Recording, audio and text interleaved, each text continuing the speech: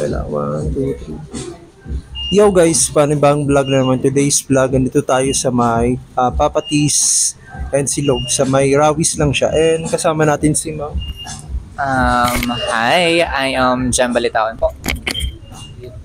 Ano yun? So guys, andito tayo sa Papatis Silog. Tawag Papatis. Andito tayo guys sa Papatis and Silog. Dito lang yan sa Rawis. May Pag-asa lang siya. And ito, kasama natin isa sa mga owner. And ngayon, ito yung second branch? Third branch. So ito guys, pakinggan natin yung kanilang secret behind dito sa Papatis and Silog. Okay, hi po mga kalods. I am Jem Balitaon po, the pioneer, the owner of the Papati. Ito pangatlong branch namin to dito. Actually, we started sa Ilusin, Sorsogon. However, due to circumstances, yung main branch namin ay nag-close kasi yung pwesto namin ay binenta. So sabi ko I have, sa Ilusin yun. So sabi ko kailangan ko siya na mag-invest sa ibang lugar. So good thing na sa Atila at si Kuya Mel, naging ka-partner ko dito. Kasi ako po ay taga Sorsogon pa. So medyo malayo and medyo risky yung pag-branch out, lalo na kung sa malayong lugar. So sa mga wala ka bang masasabi sa mga taga Sorsogon? Sa mga taga Sorsogon, thank you so much po sa pagtangkilik up until now. Actually po sa page namin ay may mga nagtatanong kung open pa rin yung sa Irusin, kung kailan mag-open. Soon po ay mag-reopen kami. Opo, as requested. Ngayon po talaga ay tinatapos ko lang yung trabaho ko sa gobyerno. And after my term, probably I will focus now on my business and then as well as to my career. So, ayan. So, napakinggan natin yung kanila. So, ayun guys, hindi na rin nyo ako narinig. So, ito, napakinggan nyo yung mga secret nila. And ito, super mura lang ng mga kanilang mga offers.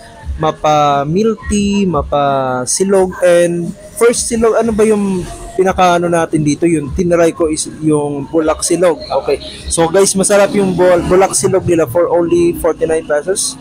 Yung block sale natin ay 89 pesos. After silog natin ay yun, we'll start at 49. Kasi 49. namin na yung mga estudyante. Okay. So, affordable. Bali, ino-offer nila is yung budget meal. Yes. Okay. So, kwento mo sa kanila. Yung, ano ba sa kanila? Approach mo sa kanila yung mga mura yung compare sa may nagtitipid na yun. So, ito.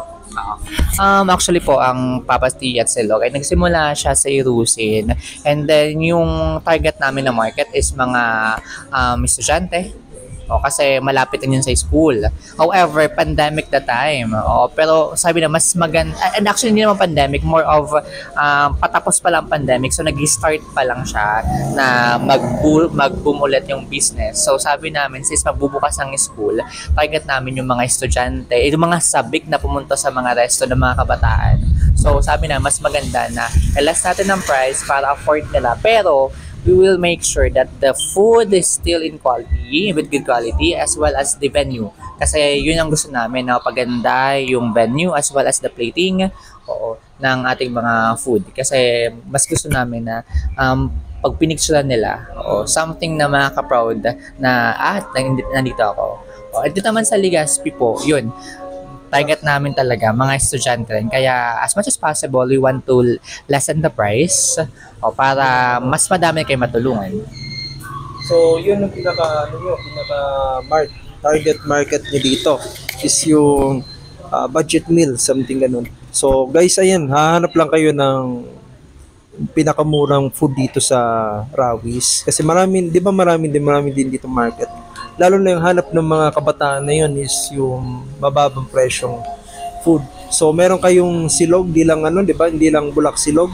Meron din kayong, ano ba? Pasta, di ba? Yan. Sige. Sige.